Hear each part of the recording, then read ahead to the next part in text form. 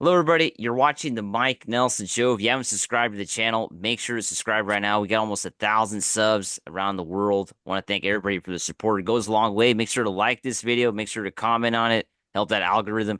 I'm here today with Symbolic. How you doing today, Symbolic? I'm doing good, and you? I'm doing pretty good. So, if you could introduce to the audience, kind of what you're about. You're an artist here in the LA area. Kind of give an introduction, brief introduction for the audience.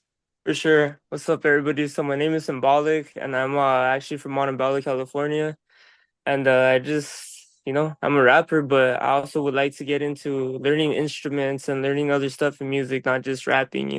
Later on, I'll grow into that stuff more and show more of that. But right now, I'm just practicing in the shadows. How did it kind of start for you? Where'd you get the inspiration? When did you start rapping? Shit, since elementary, actually. Since elementary, I was just super big. Always loved Eminem, 50 Cent. I still love both of them. Just hip hop growing up in the early 2000s, just all that on the radio every day. My sisters playing it who are older than me. Just watching certain shows like I think Living Single it's called, or Living in Color or something like that. With Queen Latifah, where they would have guests like Heavy D from Heavy D and the Fat Boys, stuff like that. Just like seeing hip hop and like TV shows I grew up watching. It's just a huge influence. Seeing the whole breakdance era and all that too. Early 2000s, baggy clothes, nothing but rap, graffiti, all that. I love it.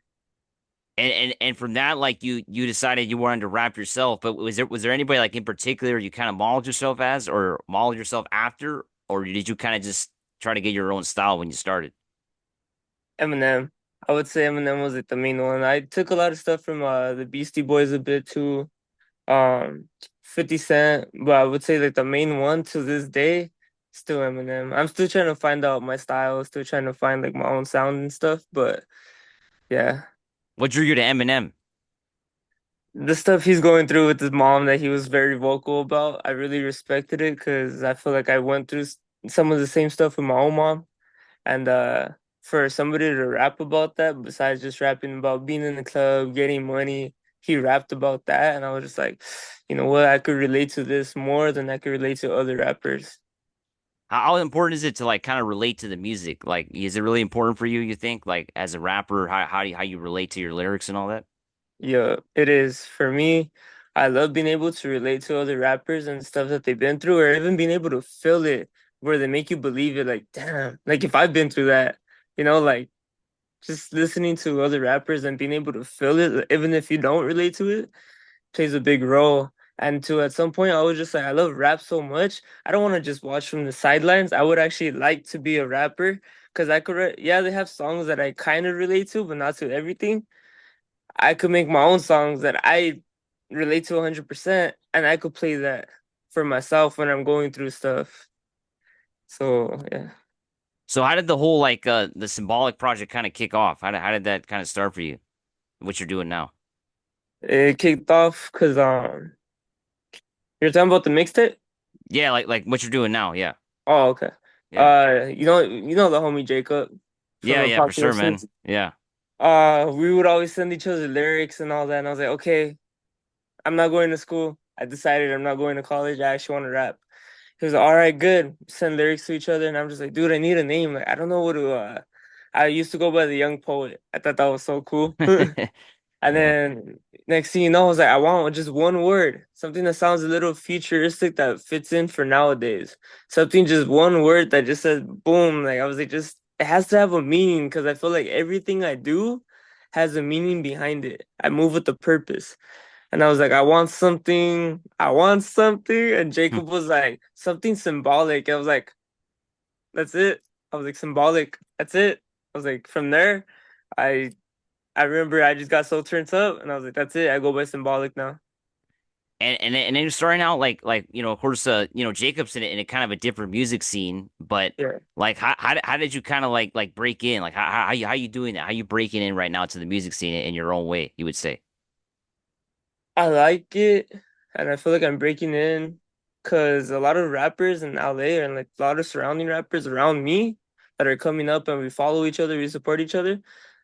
They all sound very.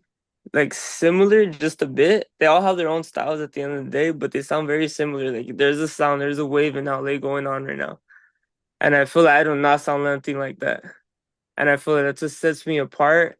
And then the fact that there's a lot of people constantly like doing those little underground shows with other rappers coming up. And I'm more performing with a bunch of like punk rock bands, little ska bands, metal bands. I feel like that I got love for that music, and I feel like it just setting me totally like in a whole different like space, if that makes sense. How has that been though? Like performing like at these punk rock shows, they're pretty crazy. But like you're as a rapper, you might be the only like rapper that day. How does that feel? Yeah. I like it because it gets I learn how to catch the attention because they're so used to that music that when I go up, everybody usually just walks away. They end up drinking water, they end up going to talk a friend, going to smoke and all that. But the one of the last shows I did, it was a Halloween show at the House of Abu. Actually, I ended up writing a song specifically to get the crowd hyped. And Jacob introduced, hey, we have our friend Symbolic. Give it up for Symbolic, everybody. He's a rapper. Boom. I go up there and I see people already starting to like, they're already gonna leave, type stuff, go take a break. And I just caught their attention and they actually stayed. People actually ended up pulling closer to the stage, and they were like actually vibing with the music. They were nodding their heads, and I heard people like, "Oh!" I saw people taking out their phones. I was like, "I fucking did it! I did it!" And that it challenges me to catch the audience's attention. Now, talk to me a little bit about like your the live show. Like how is that important like for a rapper? Like how it must be really important. Like for like musicians, like for bands and all that. They kind of talk about one aspect of live music, but like as a rapper, as an artist, what do you, how do you like get your live show together? What do you do to prepare for it? Like what do you how do you do it? I would say I practice a lot. I practice a lot. I'll be in my garage. I'll be in my room. I'll hold the remote like it's a mic, and I'll just like envision like the moves I'm gonna be doing when I say certain bars.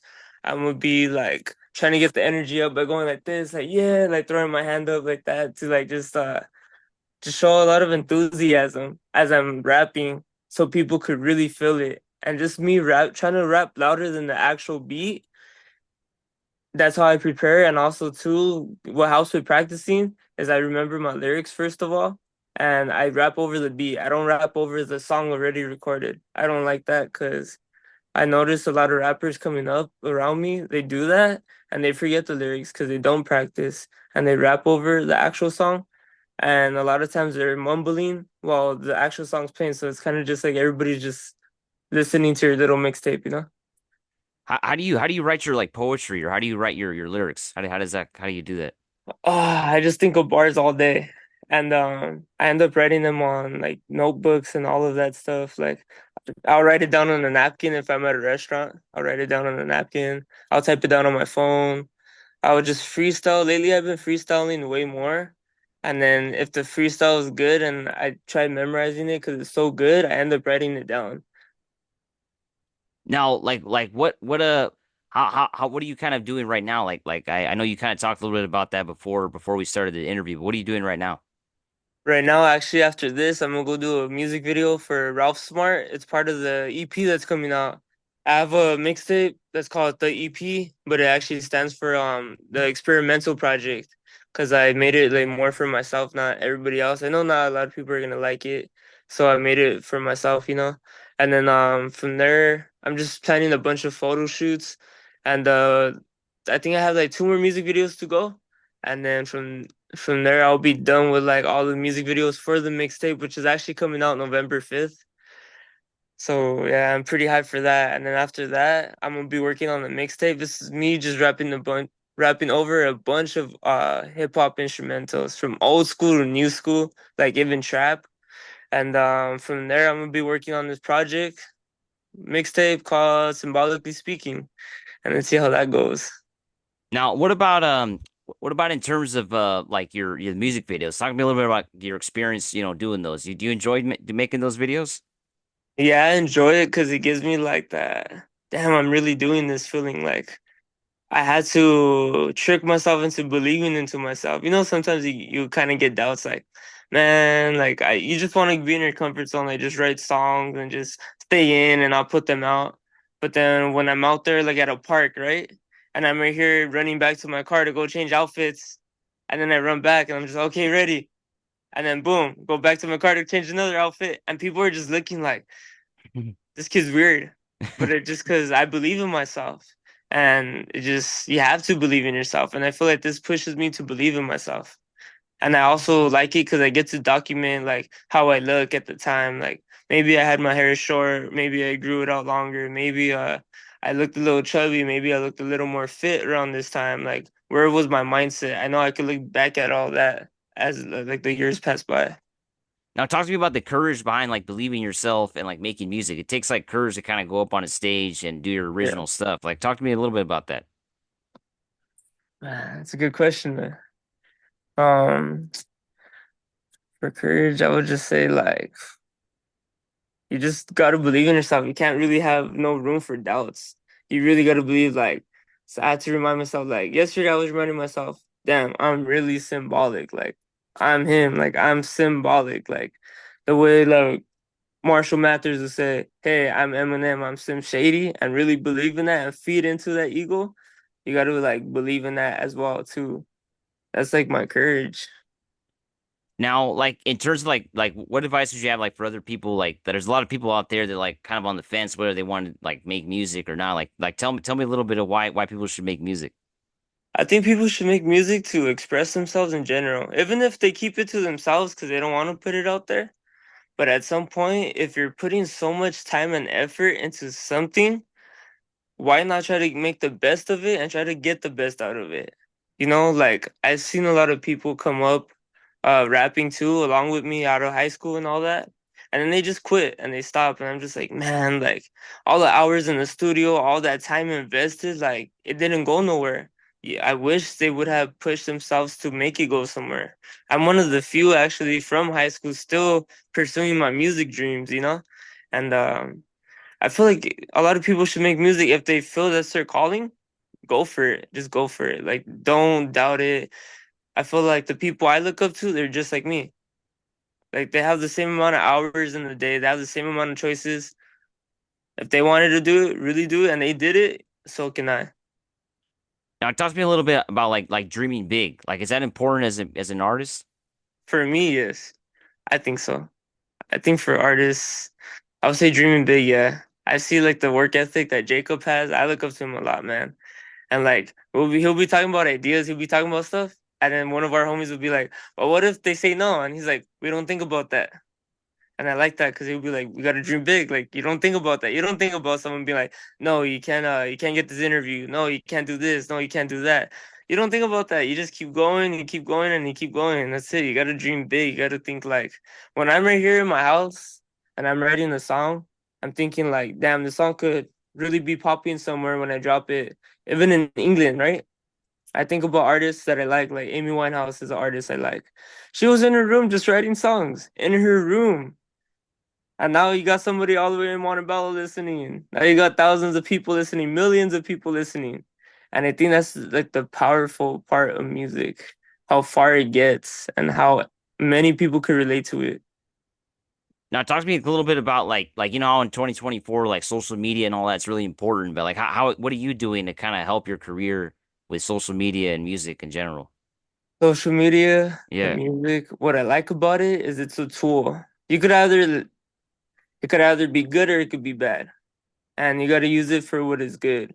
I could document like okay, like my personal life, my personal brand. I gotta sell my personal brand. I'm symbolic. I'm an artist. I'm a musician. I'm a rapper. But I also take into consideration showing my process, showing my whole process of, okay, like I get up early in the mornings or I go work out. I go get my mind right. I go get my body right. I eat healthy as I can. And then I go rap. Then I go to the studio. Then I go to shows. Then I'm practicing. I'm writing songs. I'm constantly trying to put stuff out. And if I'm able to show you all that, hoping that like, okay, I'm following my word. I said I was gonna drop this by this date, and I did. And I did the video, and I did this. I hope people end up realizing I'm trying to my best to be a man of my word, and they trust me and they like me, and they end up messing with my personal brand, that they end up following into it, and they could trust me and like, okay, this guy's gonna keep working until he keeps excelling. He doesn't keep going from there. That's what I love about social media, being able to process, shows the progress in everything. Now, with the like your social media, are you trying to give like a more personal feel then, like who you really are when you put your social media? Now, some people do social media, and it's not really who they really are, but like for you, it's actually like we get to see the real Symbolic then. Yeah, that's exactly what I want to. I like doing that because I don't, I see a lot of people and they'll post like motivational quotes. They'll post this, they'll post that. That's cool. But I really know them in real life, and that is not who they are. And I feel like, why post just Mike Tyson videos or David Goggin videos of them pushing themselves as an athlete, pushing their bodies? Why not? I go out there, I go do that as well, and I post my own videos. I post my own motivational. Like instead of just consuming all of that, you actually end up creating your own content, but you actually follow it and you do it yourself and you show that. That's how I see it. Now, talk to me a little bit about like the music community right now. Like, are you kind of do you feel like supported in the music community, like with people our age, and like talk to me a little bit about how you feel in the community. It's like I feel like I get support and I feel like it's cool, but I feel like I like that old like, if somebody sucks, they suck. Tell them they suck, not to be just a jerk, but so you could give them that motivation. Like, damn, you know what? Like someone basically told me the other day, like, bro, stop rapping. And I was like, damn, this dude's a rapper. And I'm just like, for him to tell me that, I was like, I took it to heart. I'm like, I'm not gonna stop rapping. I'm gonna Yeah. keep doing it, and I'm gonna get better to the point that like this, I'm gonna end up excelling past him, and he's already at a certain level. And I'm just like, nah, you know what? That just means I need to reflect on what I'm doing and get better at like my weaknesses. And I feel like the community just allows anybody to do it, which is good because eventually some people end up excelling and they take it serious, and then the rest just kind of don't. But I try to stay away from a lot of all that. Now, any shows or anything that you mentioned, you got the music videos you're gonna make, and then of course the EP's coming up. Anything else that you could promote, maybe for the audience out there on YouTube that you want to promote? Yeah, actually on October 26th, the House of Abu, we're having a Halloween show with a bunch of bands, and I'm actually doing a surprise performance actually. So I'm pretty hyped for that because I have some new material that I'm gonna be rapping on stage for the first time that I never rapped. Even though some of it's over other instrumentals, like I'm gonna rap over a MF Doom beat in the costume. I'm so hyped for that because I don't think I've ever put that out. So you did the Halloween show last year too? Yeah, Okay, so the second one. yeah, Okay, yeah. so The looking second forward to one. this one then. Yeah. Yeah. What's cool So about what's cool about Halloween shows? Like some like what's cool about it? I know that what's cool about Halloween. Halloween, I think it's cool because like I don't feel like that many people trick or treat nowadays as much as it was before with us growing up. And a lot of people are always looking like, hey, what's there to do? Like, hey, check this flyer out. Hey, check that. You know what? Let's go over here. Let's go over there. So everybody is looking for something to do with their friends while they dress up still.